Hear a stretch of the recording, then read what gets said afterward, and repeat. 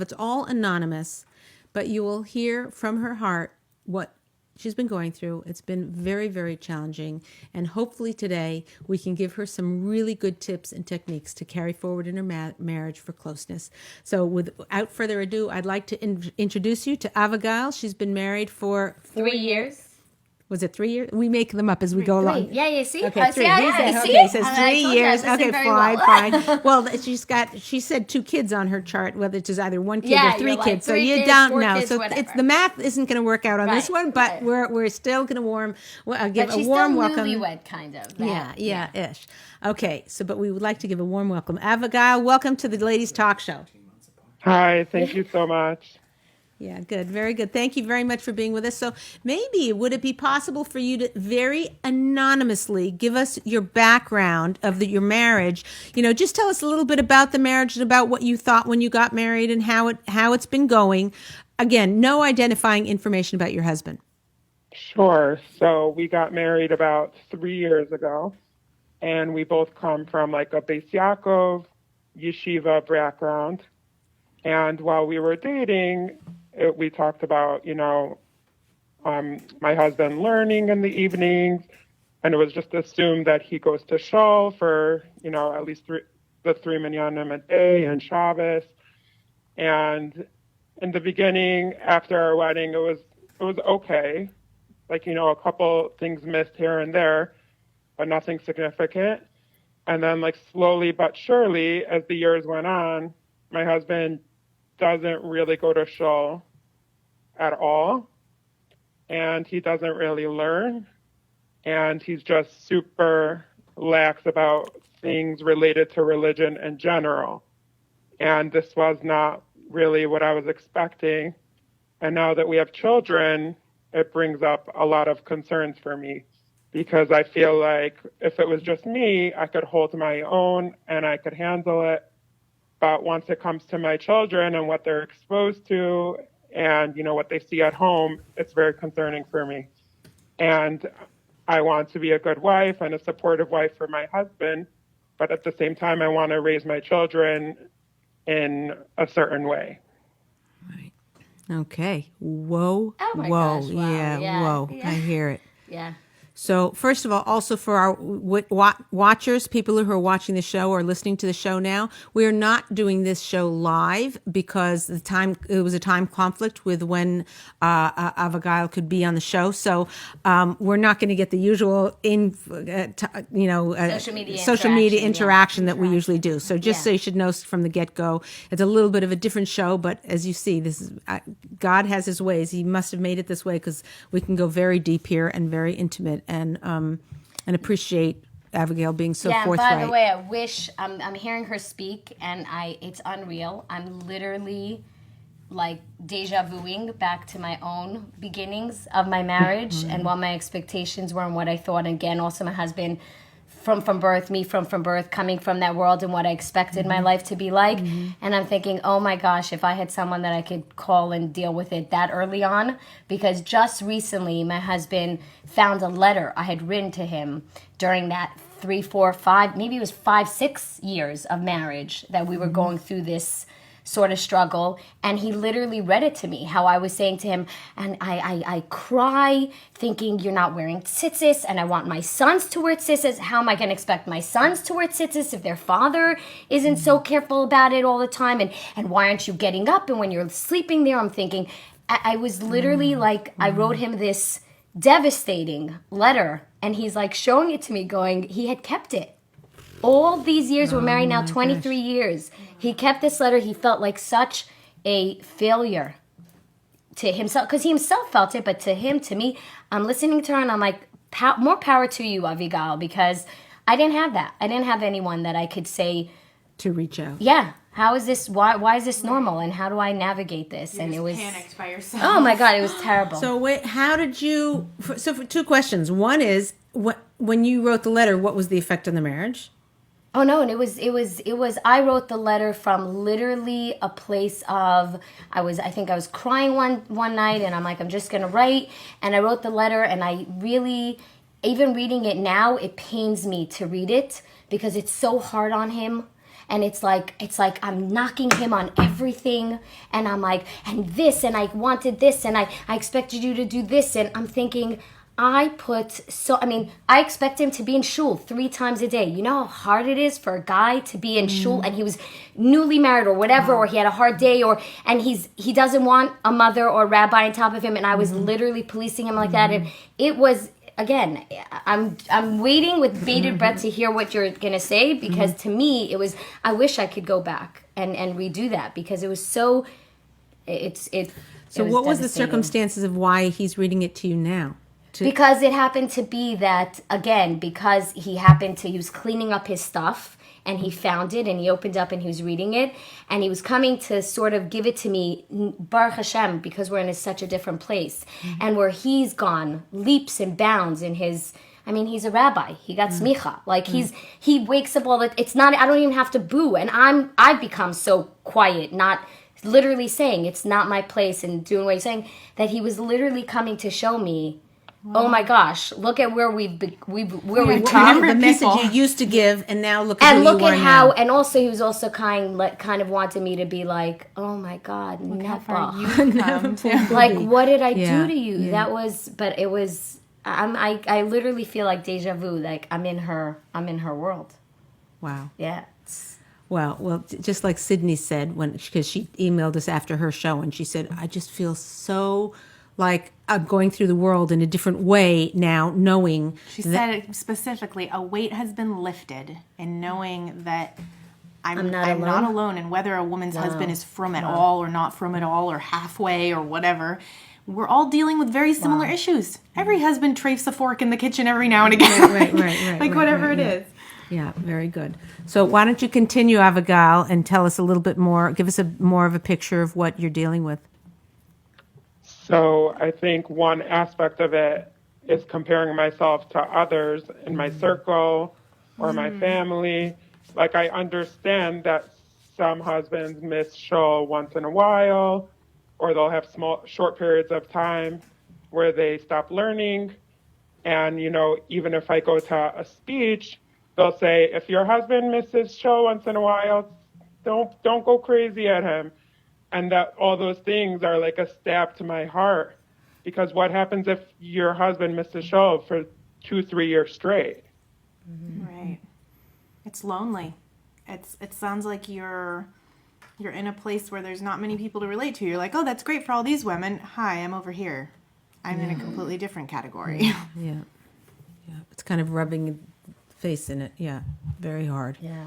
And it also feels, I feel like in these situations, it feels almost, Leah, like, I don't know, you tell me, but almost like you were cheated, because you married a guy who was a yeshiva boy, who you thought was supposed to do all these things. Like, when you're marrying a boy, she was marrying a boy that he was doing supposedly, but it was in now it sort of feels like it was fake or a lie, or what is it? Well, I'll tell you one thing also, that in Avigail's, perspective, when we were interviewing, she said something that really took me to heart, Avigail, and that was, she said that she saw a few red flags in their dating. So now, instead of just being mad at him for being duped, she's mad at herself. And which adds another level to the pain. Right. It adds another level to the pain. I want to make sure, can they hear that when she says that sometimes? Yes, okay, good. It goes on the recording. Very good comment. But the issue is, we can be mad at other people. This one did that. That one did that. When we do something, it's like there's it's much harder to deal with being angry at ourselves than almost any other person. Even being mad at God is sometimes not as hard as being mad at ourselves, because we feel like if we had done different actions or done different things, we wouldn't be in the current situation that we're in. Okay, what else, Avigail? Let's get it all out on the table. I think relating to religion, whenever there are topics where we both feel opposite about the topic, we cannot communicate about the topic.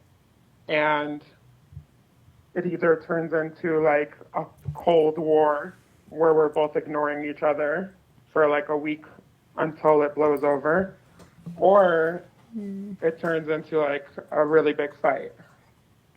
So if we talk about, let's say, which schools we want to plan to send our kids to, which is related to religion, then we can't communicate about it. Or another decision is about the decision to have more children. Obviously, I feel one way, which is related to, Yiddishkeit, but my husband feels the other way. Yeah, I hear. These are heavy duty. Let me ask you, Abigail, in your traveling this path with challenge, is there a time or is there an incident or a problem that you've been able to solve well? Can you picture in your mind, is there any success story that you have had with a very tense issue that you've been able to solve well? I'm trying to think. I think usually what I do is, let's say he feels one way about how we should deal with one of our children's behavior, and I know that is not the right way.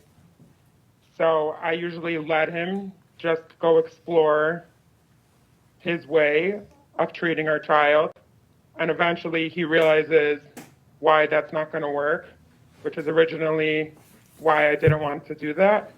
And then he ends up coming around to my way. So I give him the space to figure that out on his own so that he'll fully agree to this approach without having me force him to do it.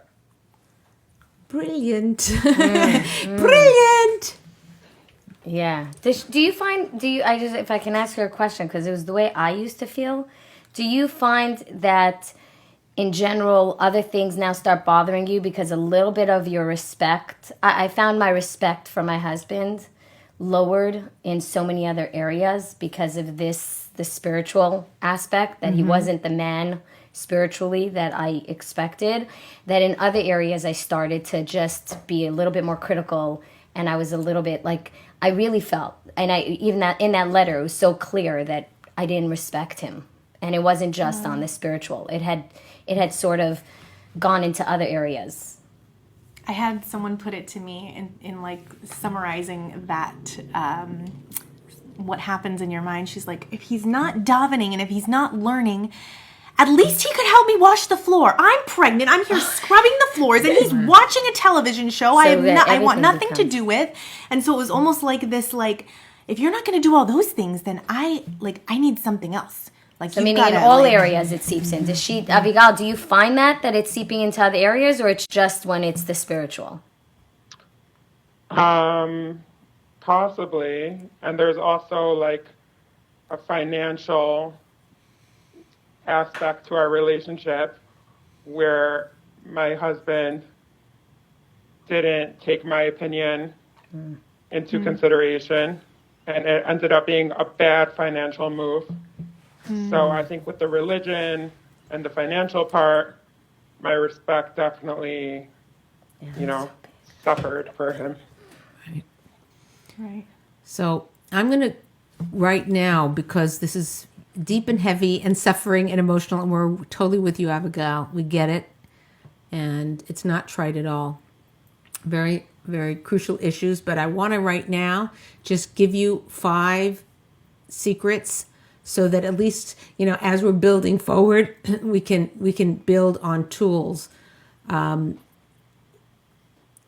people who are watching, who are in similar situations, that you can relate to this. First of all, as Sydney said, there's a level of, I'm not alone. So I hope you're feeling that. I hope that is one easing of your burden, because one thing that Avigail had said to me is that she doesn't even tell her parents that he's not doing whatever, because it would forever taint their opinion of him and ruin their relationship forever. Oh my God. And that's crazy. You read my mind. I was just going to say that to me was also huge, because my family is very like right wing, and my brothers and whatever, my father, and there's a certain decorum of how you need to be. And when I married him, he was a little bit more modern in a sense towards their whatever. So I was always trying to even be more impressive to them, how he's so religious and look what he's doing. And then we'd be by my mother because we lived in LA, and we would fly back and he would not make the minyan, or he would, and I'm like, I would be more stressed about him,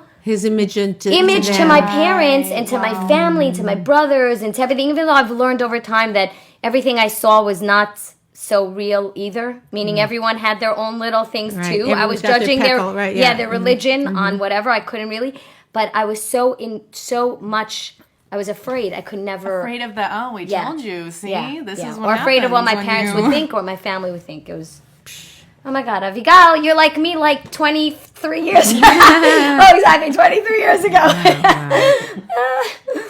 Right.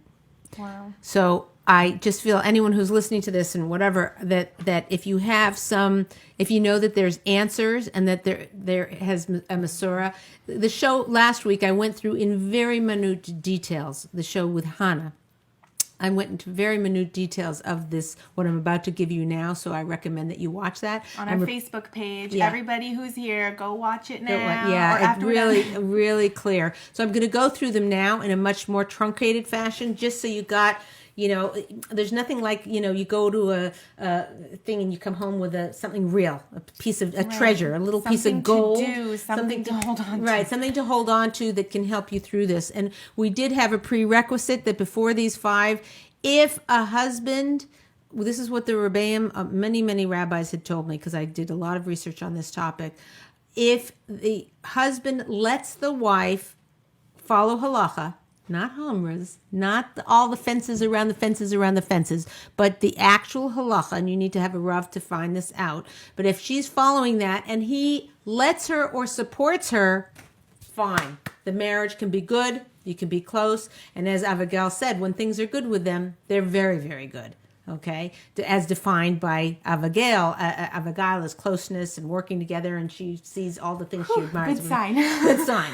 Okay, but if he doesn't, or he makes fun of her, or he puts her down, or he doesn't let her keep halacha, then there's big problems. Then you need to go speak with a rabbi and have big powwows. You need to speak with a rabbi probably anyhow, for sure. But that the prerequisite to the marriage flourishing is he lets her keep whatever she wants to keep. Okay, so I'm going to give you quickly 5 steps to success with a spiritually challenged husband. Number 1 is every woman needs to have a rabbi to guide her for emotional support, for spiritual support, to give her advice. You might have to try a rabbi, and if he says, again, many women are saying that, I don't want to ask the rabbi because then he'll tell me to do something that I know I'll have to do, which will make our shalom bayis more difficult. So you tell the rabbi that. You start off the conversation saying, I'm afraid to ask you this, but here's my question. You need to know what the halachas are, because there are many, many leniencies of what you can be doing, and you're all frustrated because he won't let you do this, and it's not necessary that he does that. And letting go a lot of those things will give your husband the space he needs to fulfill his own potential. Nobody, not you, not me, not any person on the planet, likes to be about what they should do and how they should do it. If a person is allowed, if everything's pleasant and they're allowed to grow in their own way, then it's possible. Anything short of that, not going to work. Number 2 was to have a rebbitzin, a therapist, or a mentor. We're all dealing with somebody who is it's kind of like mourning the loss of who we thought this person was. So we need to very much get in touch with our own feelings about this. We need to heal from this. We need to know how to deal with our emotions. Again, very clear, the rabbi said that, and Avigail, this is very important to recognize, a therapist should not be making decisions about life and about your future with you. That's for a rabbi and your husband, the couple and the husband to make that those decisions. But having somebody to speak to is very crucial, and that rabbi or rebbitzin needs to be talking to the therapist so that there's no what's that game called? Broken telephone. Broken telephone. Where it goes from one person. So very crucial. Number 3, they must have a bulletproof plan of how they're going to solve conflicts. So this is if you have what they're going to do on Shabbat, what camps they're going to send to, what they're going to teach the kid, what foods they're having in the house. Are they eating out of the house, not eating out of the house? All of those things, rather than deal with them as a reaction and not an action, right? When you react, it's always going to come out bad. When you discuss it and you have a big conversation, you have a bulletproof plan, it's going to go in harmony. Now, that conversation you shouldn't have without forethought. Get yourself a notebook, start thinking about what are the areas of tension in our, what did you call it? A tension list. A tension or list. a grief list. A grief list or No, a tension list, I like. conflict list, whatever. Things are going to cause tension. It might take you a month to do it because you're like, you write 3 things down, you can't think of anything else. Then you spend the day and there are 5 potential conflicts come up. You write those down hello. So, okay, fine. You need a bulletproof plan for potential conflicts. The next thing was number 4, the wife needs to be on an appreciation mission. So just as you said, when things are working in your marriage, it's because you're appreciating who he is. Remember, from our Masorah, we know that respect is granted, never earned. It's granted, meaning a husband, we say, well, I'll respect him when he becomes respectable. He's not, no. Ladies, a husband rises to the occasion of whatever level of respect his wife gives to him. So if you give him a lot of respect, he'll be a king. If you give him a little respect and wait till he earns it, you're going to get a husband who becomes littler and littler and littler and littler and littler. Okay?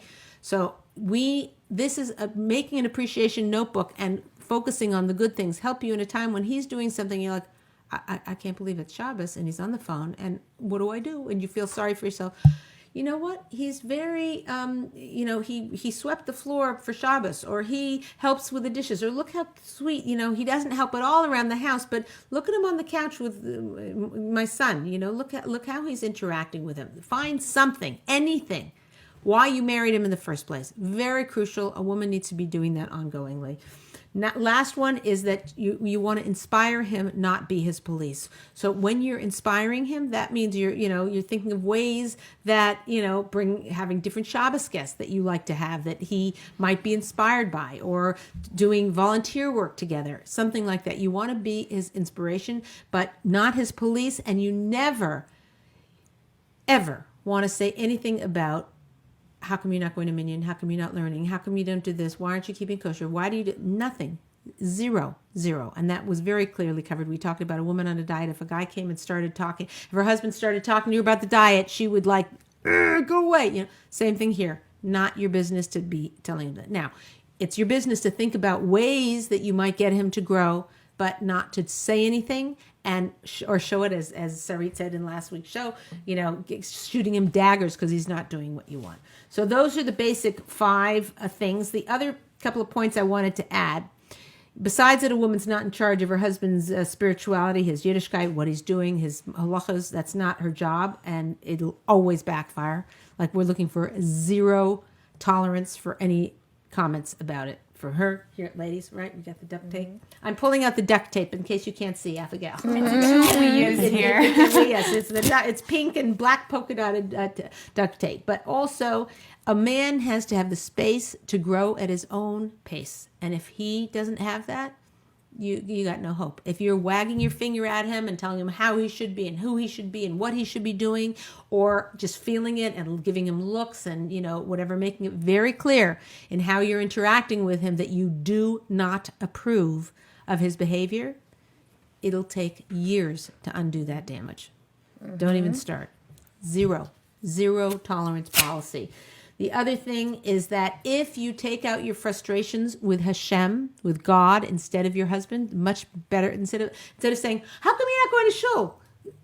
Close your door, say nothing to your husband, and go and daven and pray and say, God, how come my husband doesn't go to shul? Please make him want to go to shul. That's much more effective. It's not going to backfire on you. God is going to have mercy, please God. No guarantees in life, but it's your best shot is just saying nothing and praying. And then the last point is that make your environment in your home conducive for him to grow. an environment where you're like, why did you do that? And again, I want to talk to you a little bit, Abigail, about these, what did you call them? Where you're both silent to each other for a while? Yeah. The Cold War. Cold War, right? The Cold Wars. That is, I hear it and I get it. And I get how that evolved in your marriage and how it, and almost in a sense, I'm like, I don't blame you. He deserves it probably or whatever. I get that. But it's extremely destructive, not just to the relationship, but to you personally, because a guy can turn a light switch on and off about being connected to his wife. Right. A wife's very essence, we know this from Chazal, a wife's very essence is in terms of her connection with her husband. And so it's almost like self-flagellation, what's the word that's better than flagellation? So I just think self-harm is self-harm. It's just not good for you. So we need to brainstorm, and I'm going to do that with you right now if you're willing to brainstorm alternatives to that. self-sabotage. Self-sabotage. Thank you very much. Shooting ourselves in the Good foot. call. Right. So I'd like to work with you now on how you can take, so first of all, if we take the tools that we just learned and you're thinking about, is there a way that using some of those tools, for instance, if you had a plan of action, a battle plan, a bulletproof plan for how to handle conflicts, would that be a way would that help you to avoid these kinds of Cold Wars? Would this be a plan that my husband and I come up with together, or just me? So first, you're brilliant. Okay, good. I should have made that clear. So you're coming up with the first one and writing them down and thinking of, you're coming up for sure with all the potential conflicts, and then maybe jotting to the right of it, or maybe write attention and then leave some space and write some stuff and then, make a notebook or something.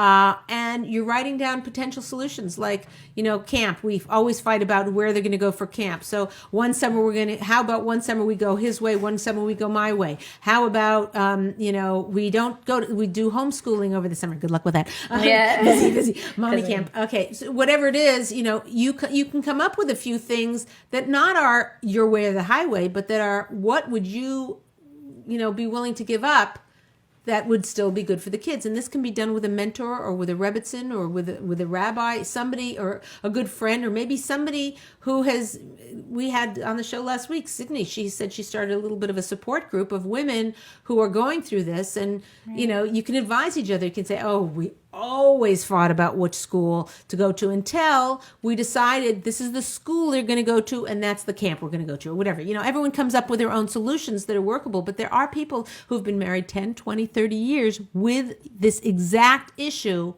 What have they done to succeed? I mean, I try and find yourself. What could she do? What could she do, Leah? For example, something specific to what she was saying, which was her husband not going to pray with a minyan. You mean what? Meaning, what kind of plan? What would be an example of something that she could come up with? Here's the plan. Here's the plan. That's not a technicality of life. That's his spiritual, where we said we have to be quiet, right? It's not right. correct. That's Correct. not his. That's plan not is her not business. It's not her business. It's not. I mean, he doesn't come in and tell her what to be on a diet and what she should be eating and what. So she you're should saying eat. things like she was saying, just some of the things she threw out there: going to pray, not going to a shir or learn or whatever it is. Those are things that are duct tape and they're off limits. Off limits. Is that clear, Avigail? Yes, but just a question I had. Sure. So what if I do wait it out and give him the space to grow and dive into Hashem, and it doesn't improve? Right. I hear.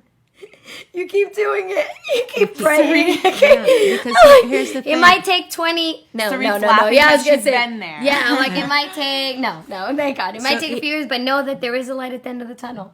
No, but and there may never be. There may never be. I know. There may That's never what I was be. gonna say. It's so Ultimately, scary. I think that's part of it. It's kind of like learning to see him for the hopefully mensch of a person that he is, and just look at all the good things like Leah's saying, and to ultimately slowly get yourself to a place where you will be okay if he never changes. You'll be okay if he changes through the roof, but ultimately you're okay with yourself and you're okay with him as a person. So you can it's not it's not the train you wanted to get on. It's not, I've heard from people who have children with disabilities, whatever, like, well, this is not the way my life was supposed to go. Like, there's that rage, that anger, that, like, why did God give this to me? This isn't what I Like you I said, didn't it's a sign up sense for of this. loss. It's a sense of like, loss. you go through the 12 steps here a little bit. Yeah, and the issue is that it's you're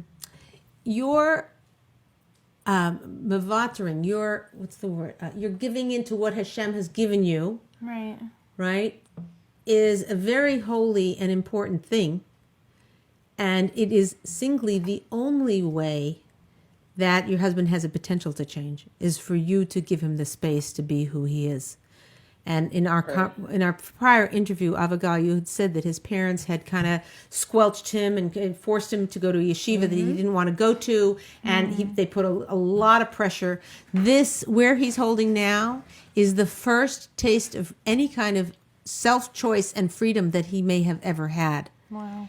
And if you come along and be his parent here, it's not going to go very well. Actually, it's interesting, Leah, is that where I saw a shift, because I was like her, very much saying davening, but also saying, Hashem, if this is going to be my lot in life, oh my God, I did not sign up for this. Right. And that was so depressing to me. So I hear, like she's saying, like, if I do all the work, tell me that there's a prize, because you're going to tell me that maybe this is what God wants for me, but then I'm stuck in it. So what happened, the shift by me was actually when because I had 2 boys and then I had my girls. And the shift for me was when I had my daughters, and suddenly many of my inadequacies in religion were being questioned.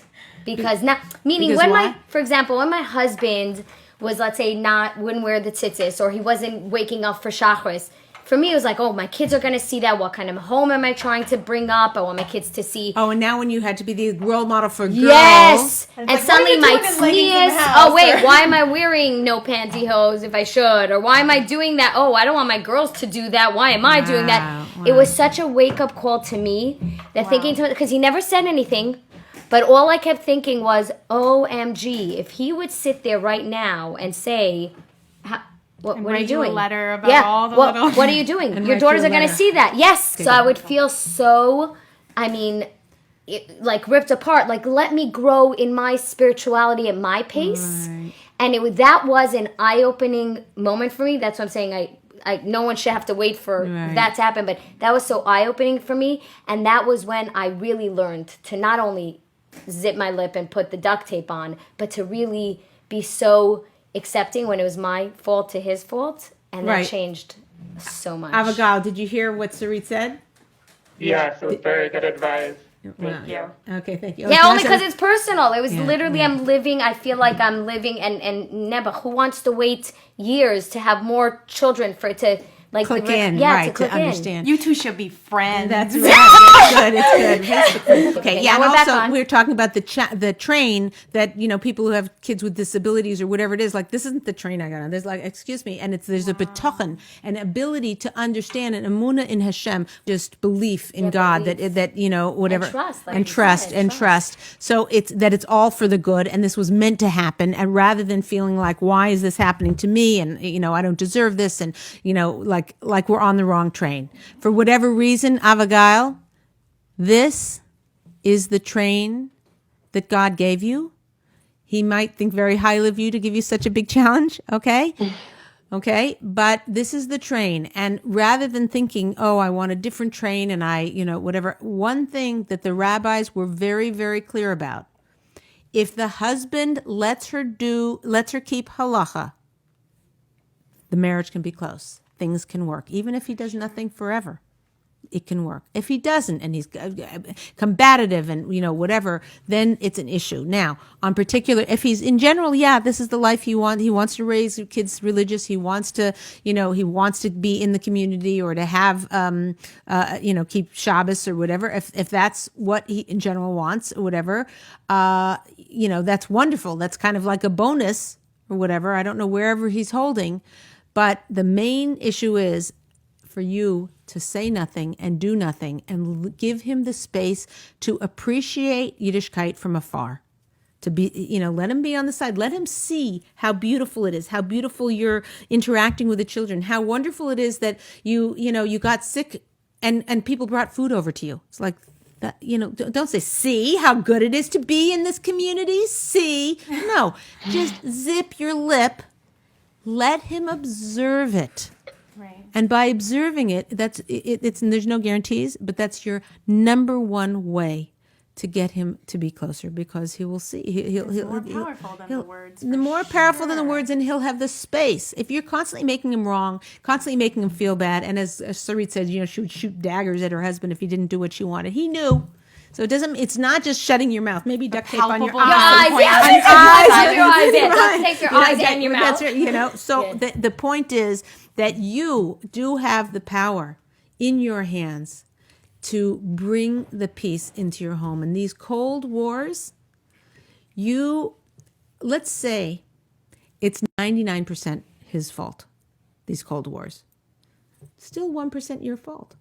Still 1% in your power and in your control. And I have a feeling it's probably more than 1%, but let's just give you the benefit of the doubt, okay? It's still in your power.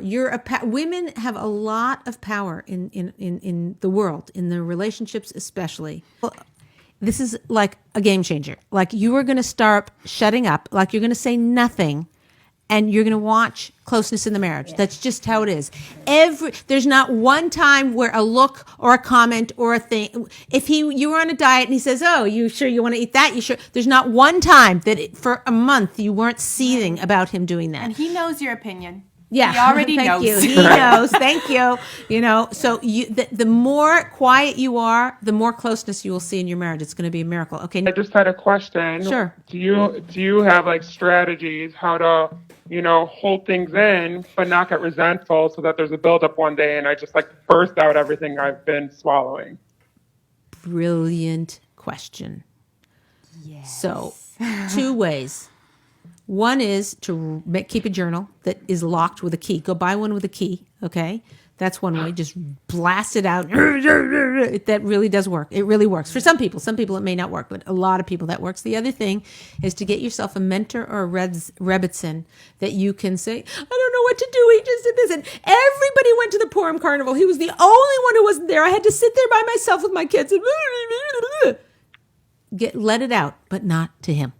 Right. Yeah, I promise you, by the way, that one, getting the mentor, and not that I'm like a mentor, but in terms of my sister constantly will sidebar me separate from anything else and just say, "This just happened.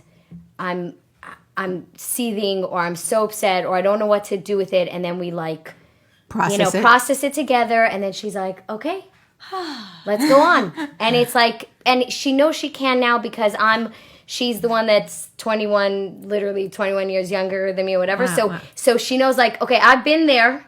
Now she's like, okay, you went through all this tough times so that you could be able to just, and then I'll even send you things where, like, okay, what do I do in this situation? And then I send her, okay, this is the advice. Because it makes such a difference. Because once you unload it, then you're not feeling, and also for her to know, by the way, Avigail, just to know that this is actually, it's become such a hot topic, which is why we're getting so much interaction on it, is adults at risk has become the newest thing, meaning adults that want just a break because they've been so stifled as they were growing up in that from birth world, and you have to be here, and you have to be here, and you got to wake up here, and you got to be in yeshiva for this many hours, that they're now, when they get married, they sort of need a little bit, There's no self there. Yes. There's no self-motivation there. Right. And even they're doing the right things, they're not doing it with any of their own They want to establish it's kind of like when you get your own kitchen for the first time. If you were never allowed to sit on the counter, you're like, "I'm going to sit on the counter. That's my counter." It's like that kind of same concept. Yeah. I know mine is keep the fridge door open as long Don't invite me. I will close it right away. Okay, she's got 10 minutes. So I wanted to also say a concept that can be helpful is a functional journal, like where you can write out not only what happened, but also maybe write out what you would have liked to see happen. So you can even see why you were so upset in the first place. The gap between your expectations. Yeah, and then you can say, then you can find a little bridge. How can I invite that to happen? Whether it's simply just davening for that to happen and having a clear picture of what you even want to happen, or whether it's little things you could have done or said. Mostly, I mean, it's probably going to be davening, but just like so you can have a very clear picture of what even is going on inside of you. Because when your emotions are flying, it's overwhelming. Yeah. You're Or write down. letters that you don't show your husband and show him after like 23 years. Yeah. I was like, don't give it to him now. Just hold on to it. Okay, here we go. Wait, let me get the glass. Okay, wait, hold on. I finished my water bottle. We have to throw it. We've got glass Could you make flying. it work on time, please? Okay, ready. Make So this wait, work. tell me when. Throw. So I throw. Yeah, Okay. when it hits the ground. When it hits the ground, then I press this button. Okay, ready? Here we go. Whoop. Abigail, and your credit. Okay, we got there we that go. one We right. got but it ended quickly. Yeah, Before but it goes good. We got crashes it on right. with it. Okay, Okay, It good, likes fine. your sound Let's effects. just see Yes, if we she have to have the has sound any. effects. Okay, we had to finish the water bottle. There we go. Okay, Yeah. so she has no idea what we're talking about. Yeah, Well, no, some of she's those of you who watch. do. Go on Okay, and go watch watch. and see You'll how see. the We water always bottle have the. flies. There we Yeah. go. Okay, fine. So, okay, number 3. So you're coming up with 3 things you can do instead of Cold War. Number 1 was. Come up with a plan. Number 2 was. Leave religious decisions pertaining only to him completely up to him. Fantastic. And number 3, let's get you one more because you're getting them for you, but you're also getting them for all our listeners. So good on you. I guess find a mentor that I can trust who will not be judgmental about the situation and confide in her and get advice from her.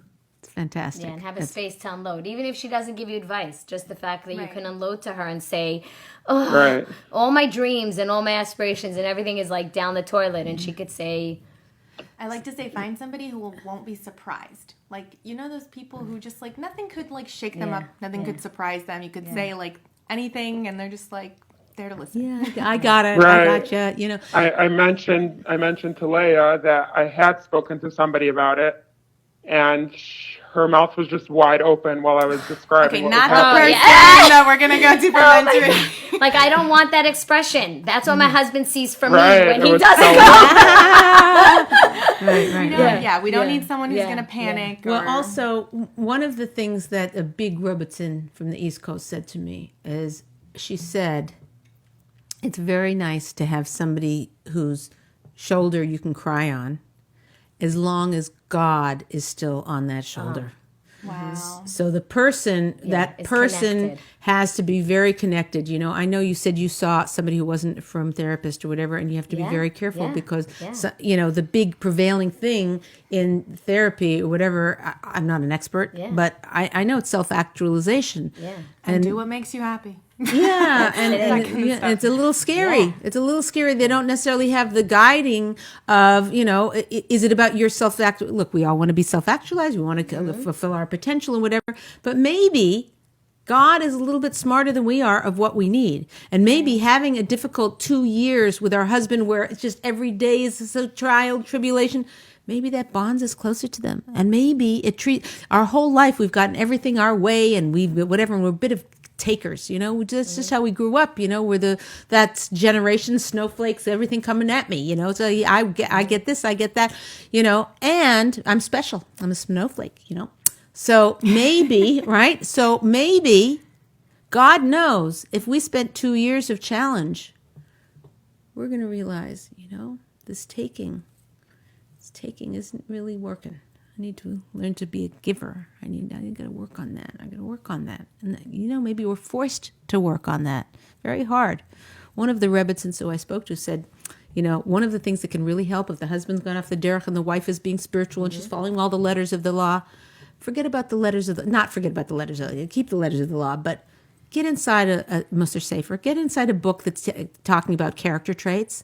If she grows her character traits, he's going to be so attracted to her of what she's growing and what she's doing. So part of this thing with the Cold War, I get it. I started out my marriage as a powder, okay? Like my husband would do, what's wrong? Nothing. what's wrong? Nothing. "Ooh, come on, tell me. Nothing is wrong. What are you talking about? When I was like, you could have won an Academy Award. Okay. Do we talk about Academy Awards? Yes. I don't know. Okay.